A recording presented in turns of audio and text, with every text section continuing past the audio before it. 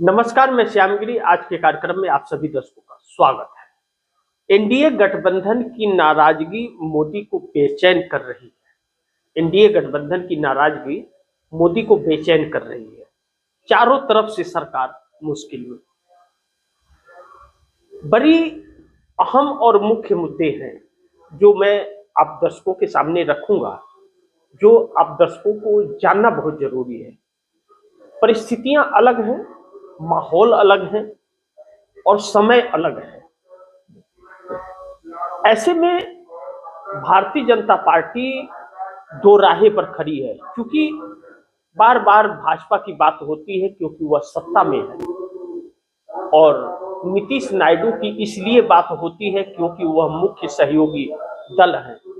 ऐसे में चर्चा तो होगा ही, लाख कोशिश कर ले इनका नाम हट नहीं सकता जो नाम जुड़ा है, जब तक यह साथ रहेंगे मोदी के।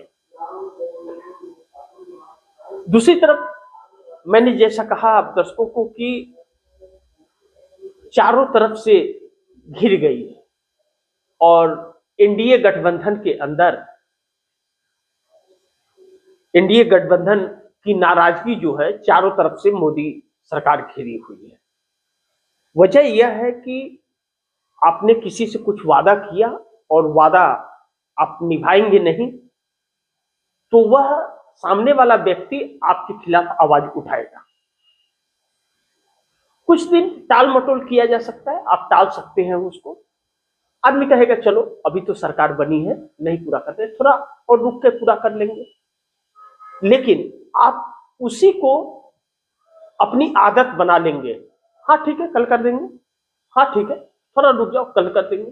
थोड़ा रुको, इधर ही है दिक्कत है, थोड़ा फिर कर देते हैं। और ऐसे ही करते करते 5 साल के सरकार का और आधा वक्त आप निकाल देंगे, और सहयोगी को उसके बाद भी वही राग गाते रहेंगे आप। तो सहयोगी नाराज होगा, और सहयोगी नाराज होगा तो सहयोगी डिसीजन लेने के लिए बाध्य होगा। क्यों? कि अगर सहयोगी के समर्थन से आपकी सरकार चल रही है तो फिर उसका ध्यान आपको रखना पड़ेगा, नहीं तो वह दूसरी तरफ चला जाएगा तो फिर आपकी सरकार दांव पर लग जाएगी, गिर जा सकती है सरकार। मोदी सरकार ने ऐसा ही सभी सहयोगी दलों के साथ किया, चाहे वह छोटा सहयोगी दल हो, जीतन राम मांझी हो, या उपेंद्र कुशवाहा हो, या नीतीश और नायडू हो। सभी के साथ, छोटे से छोटे और बड़े से बड़े के साथ, जितने सहयोगी दल हैं सबके साथ छल और कपट वाली राजनीति की। चूंकि अब सत्ता का 2 साल पूरा होने वाला है एनडीए गठबंधन का, तो सहयोगी दलों में एक नाराजगी सामान्य लगी है कि इन्होंने जो भी वादे किए हैं हमसे, वह वादा यह पूरा नहीं कर रहे हैं, तो हम इनके साथ क्यों रहें। और चूंकि एक वजह यह भी है कि जो मंत्रालय दिया गया है किसी को भी सहयोगी दलों को, उस मंत्रालय का मंत्री तो वह है, लेकिन उसकी लगाम कहीं और है। जो जैसे ढीला करेंगे वैसे ही चलेगा। तो कोई उतना बहुत बड़ा लाभ उन लोगों को हो रहा है उस मंत्रालय से, या उस मंत्रालय में कुछ ऐसा बचा हुआ है जैसे वह अपना घर भर ले, ऐसा कुछ नहीं है।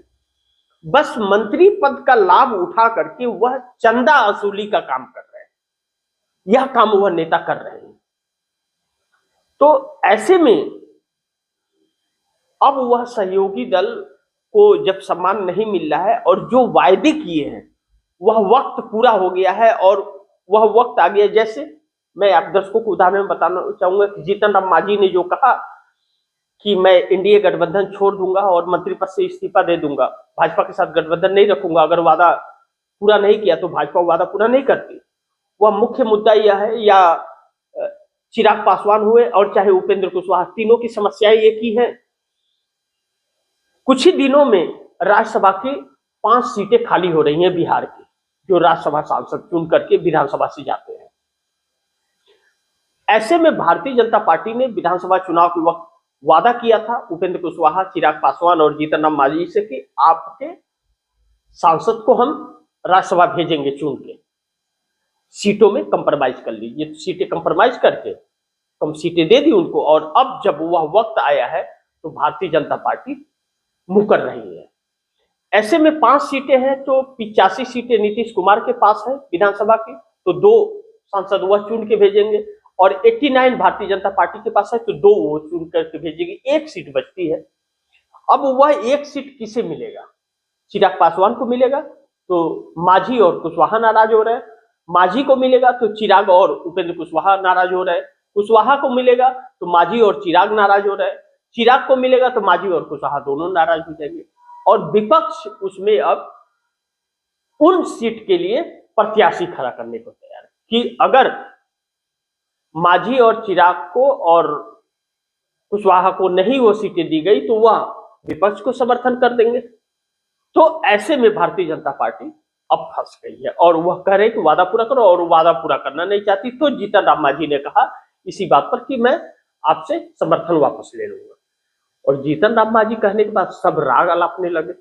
बिहार में नीतीश से लेकर के चंद्रबाबू नायडू से लेकर के और एकनाथ शिंदे तक और राज ठाकरे, अजीत पवार तक यही बातें चलने लग गई, सब तरफ से यही बात हो गई। तो अब नीतीश कुमार को लेकर के जब भूकंप बनाने की व्यवस्था बनाने की कोशिश की मीडिया में, गोदी मीडिया में चला करके कि नीतीश कुमार खरवास के बाद 14 जनवरी के पहले इस्तीफा, 14 जनवरी तक इस्तीफा दे देंगे और उनके बेटे को डिप्टी सीएम बना जाएगा और सीएम भाजपा का होगा, और नीतीश कुमार को यह गवारा नहीं। नीतीश कुमार ने plan B Bharatiya Janata party को ही साइड करने की कोशिश करने लगे, तैयारी कर ली और इंडिया गठबंधन की तरफ मूव करते हुए नजर आ रहे हैं।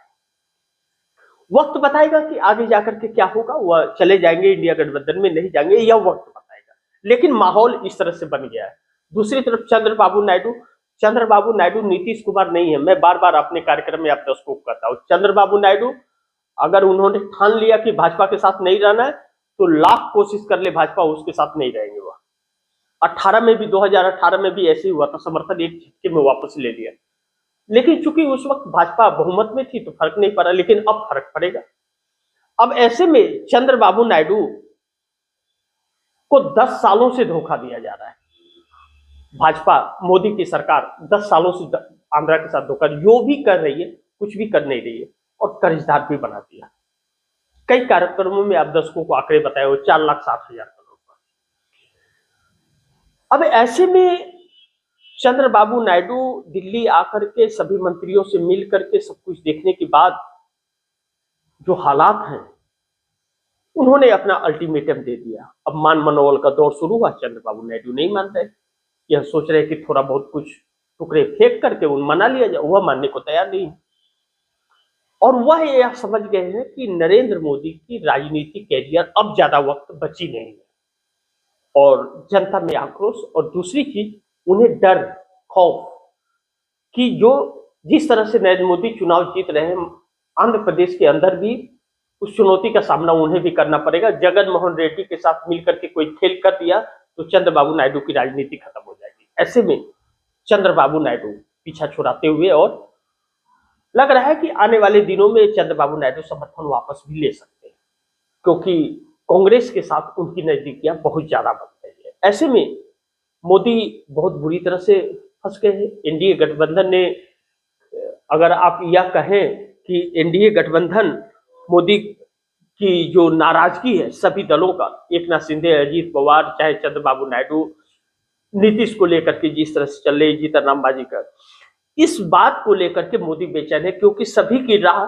समर्थन वापसी पर जाती है। ऐसे में चारों तरफ से सरकार मुश्किल में पड़ गई है, और इंडिया गठबंधन इस बीच कुछ बड़ी तैयारी में लगा हुआ है कि अगर समीकरण बन जाते हैं और सांसद 40-42 सांसद अगर मिल जाते हैं तो सरकार बना देंगे विकल्प, और 243 सांसद है इंडिया गठबंधन के पास, 40 सांसदों की जरूरत है। तो यह 40-42 सांसद एकजुट होते हुए और उसमें चंद्रबाबू नायडू भी सहयोग करते हुए नजर आ रहे हैं।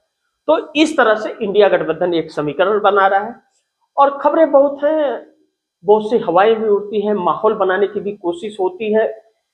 लेकिन नीतीश कुमार के खिलाफ भाजपा माहौल बना रही है, और ताकि नीतीश कुमार के ऊपर प्रेशर दिया जा सके, लेकिन नीतीश कुमार उस प्रेशर में नहीं आए। नीतीश कुमार अलविदा बहुत जल्द कहने वाले हैं मोदी को। खेल बहुत अभी बाकी है, यह बात आप कह सकते हैं। और मोदी का अब आखिरी वक्त राजनीति का चल रहा है, यह बात भी आप कह सकते हैं। तो थोड़ा इंतजार कीजिए, वक्त बहुत तेजी से बदल रहा है और हालात भी बदल रहे हैं, जो नरेंद्र मोदी सरकार के लिए शुभ संकेत नहीं होगा। तो इसी के साथ आप दर्शकों से इजाजत चाहूंगा, अगली खबर के साथ फिर हाजिर, लेकिन आप दर्शकों की क्या राय है, क्या सुझाव है, कमेंट बॉक्स में जरूर दीजिएगा। इस खबर को ज्यादा से ज्यादा शेयर कीजिए, अपने दोस्तों को भी कहिए आगे शेयर करें।